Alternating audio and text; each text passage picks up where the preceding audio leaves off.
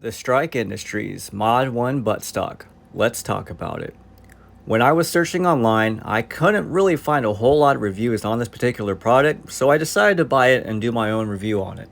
This is definitely on the end of budget buttstocks, but there are some features that kind of make it pretty good for the price point. Although at the full retail price of $55, I'm not sure it's quite worth that much. Like most Strike Industries products, it comes in your wide range of color choices, mostly in black and FDE, but your sling attachment mounts are colored. They can be red or blue depending on the color stock that you want. I would say this compares to the Mission First Tactical Minimalist buttstock. It's in the same price category, and it kind of has that same angle on the actual end of the buttstock itself. So if you've been looking at that Mission First Minimalist stock, this is an option that you will have. So starting out, Strike Industries always kind of packages their stuff either in plastic or cardboard. I really don't like that about Strike Industries. I wish they provided better packaging, but that's just a small gripe that I have. The overall length is 7.5 inches at the longest points and 4.5 inches tall. It weighs 6.7 ounces without the rubber butt pad and weighs 7.6 ounces with the butt pad. Like most Strike Industries products, I like the design of it. It's simple, it's clean, it's very minimalist for sure. Like most buttstocks and braces for the AR platform, there is quite a bit of movement on the buffer tube and stock. The adjustment lever is very easy to press and manipulate. It's not stiff at all and it locks in place pretty well. As you can see, there's some cutout designs so you can see the actual buffer tube itself. I like that, especially if you're running a non-mil-spec buffer tube. You can see the design or the color.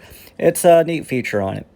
It has a QD sling attachment point on both sides and a regular sling attachment point on the bottom. The sling attachment points lock in very well for all the slings that I've utilized so far. The main feature I was interested in this particular buttstock was the angle at the end. They said they created this angle so you're able to present the weapon as it rolls into the pocket while wearing body armor, and it works well when you're not wearing body armor. The FDE color is a little different than the Magpul FDE. I'd say it's a little bit lighter. And as far as the length goes, it looks about the same length. And the Magpul MOE buttstock comes with the rubber butt pad, but the Strike Industries Mod 1 does not come with the rubber butt pad. That is a separate accessory that you will have to purchase. I'm not entirely sure why they didn't decide to provide that with the initial purchase of the buttstock. I'd say that's a big gripe of mine. The QD attachment point has a full rotation of 360 degrees. Some people like that, some people don't, but just kind of keep that in mind when making the purchase. As far as how good those QD points are, they're really secure. I'm yanking and pulling on it. I've never had one come loose, and I'd say it's a really good QD sling attachment point. As far as the ease of use of presenting the weapon, I found it very intuitive. It's a very good buttstock if you're wearing body armor.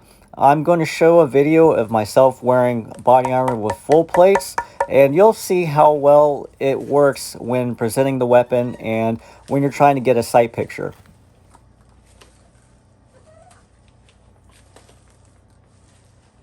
The stock naturally rolls up into the pocket. I'd say this is probably the most natural and intuitive stock that I've used. When I bought this, I thought it was kind of a gimmick, but it actually works pretty well. It even works when not wearing body armor, and when it rolls up, my cheek hits the cheek weld, my sight picture is almost perfect.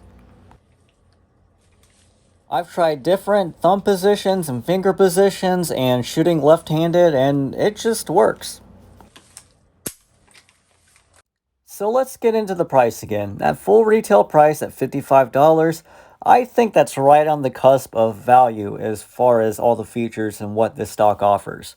But I found it pretty fair to pay $43 for the buttstock and the rubber butt pad. So in the end, this is definitely not a high-end buttstock. But if you're looking for a budget buttstock with some pretty good features, and you've been looking at options like the Magpul MOE or the Mission First Tactical Minimalist buttstock, this is definitely high on my list. It's definitely not my favorite buttstock by any means, and I wish they would have included that rubber butt pad, and that is my major gripe with this. It also has quite a bit of movement and rattle, but most buttstocks within the price point also will have about the same amount of movement and rattle. But despite those cons, I definitely like the buttstock, and I can recommend it without feeling guilty. But that's my honest review on the Strike Industries Mod 1 buttstock. Thanks for watching.